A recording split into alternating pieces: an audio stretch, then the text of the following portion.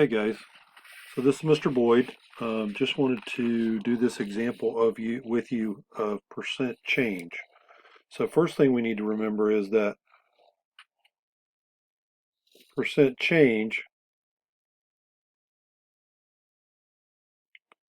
equals the difference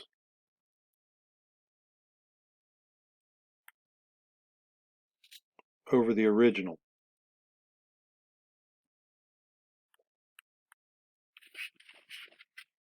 Okay, so the difference would be $35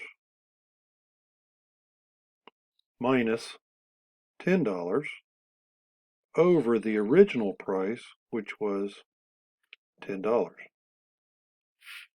So the difference is a difference of $25, and 25 divided by 10 would be 2.5, or as a percent, that would be 250%.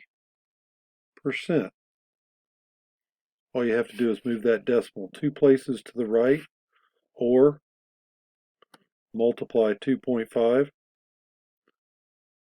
times 100 to give you the percent, which is 250%. Thanks guys, hope this was helpful.